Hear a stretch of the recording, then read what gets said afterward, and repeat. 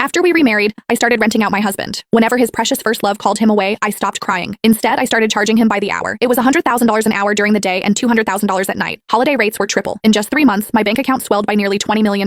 Silas was supposed to help me pick out a gown for the gala. Then Mindy called, sobbing that she had nicked her finger while cutting vegetables. I didn't even look up as I held out my phone with the payment code displayed. In the middle of the night, I came down with a raging fever. Silas was driving me to the hospital when Mindy texted saying the thunder was too loud for her to sleep. I calmly pulled out my umbrella and told him to drop me at the next intersection. Seeing his hesitation, I just smiled. Don't forget to wire the money. Then came the day of my daughter's scheduled heart checkup. Mindy called again. Hugo wants to go to the theme park. He needs a man to go on the big coasters with him. Silas hung up and turned around, about to give my daughter an excuse. Maisie beat him to it, holding out her hand just like I did. It's okay, Daddy. Just pay up. Today is a triple rate day. Silas's face twisted, his guilt instantly replaced by anger. He stood up and pointed a finger at me, his voice trembling with disappointment. Jade Sterling, is this really how you're raising our child? I calmly pulled Maisie behind me. What's wrong with it? If she can't have love, she might as well have money. I didn't learn that lesson until after our first divorce. Why shouldn't she learn it now? Silas was speechless. His phone rang again and Mindy's son Hugo yelled through the speaker. Uncle Silas, hurry up! You promised to ride the Iron Dragon with me 100 times. Maisie gripped the hem of my shirt tightly. Noticing her movement, Silas actually hesitated for once. He reached out, trying to pat her head.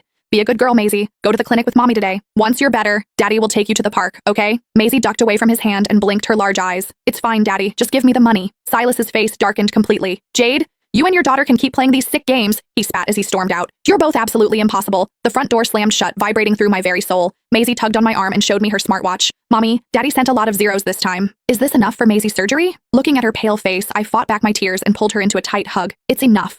Once you're done with surgery, Mommy is taking you far away from here. While waiting for the test results, several notifications popped up on my phone. It was a tabloid leak of Silas at the theme park with Mindy and her son. The caption read, "Billionaire Silas Sterling spotted with new flame. The child already calls him daddy." I zoomed in on the photo, looking at Silas's relaxed, genuine smile. I couldn't remember the last time he had smiled like that at me or Maisie. My hand shook as I closed the app. When I refreshed, the post had been deleted. A second later, Silas called. Jade, don't be mad. That was just some trashy media making things up. I've already paid to have those articles scrubbed. I realized he was referring to Hugo calling him daddy. I'm not mad. Kids say things without thinking. Since I've rented you out to them, you should focus on being a good companion. I hung up before he could respond. Maisie's report came back and the doctor said her condition was stable. We could schedule her heart bypass surgery for next month. My legs went weak and I almost collapsed on the floor. When Silas first divorced me for Mindy, he wanted to teach me a lesson. He hired the most ruthless lawyers to ensure I walked away with zero assets. The very next day, Maisie was diagnosed with myocardial ischemia. She was at risk of sudden cardiac arrest at any moment. Because of Silas's influence, no company dared to hire me. No friends or relatives were willing to lend me a single cent. Watching Maisie's health deteriorate, I finally swallowed my pride and went back to him. Finally, today, she was out of immediate danger. After confirming the surgery date, I submitted our visa applications to an agency. A message from Silas popped up. "When are you coming home? I made your favorites." I didn't reply. An hour later, I pushed open the front door. Silas was at the dining table, putting food onto Mindy and Hugo's plates. The cozy atmosphere made it feel like my daughter and I were the intruders.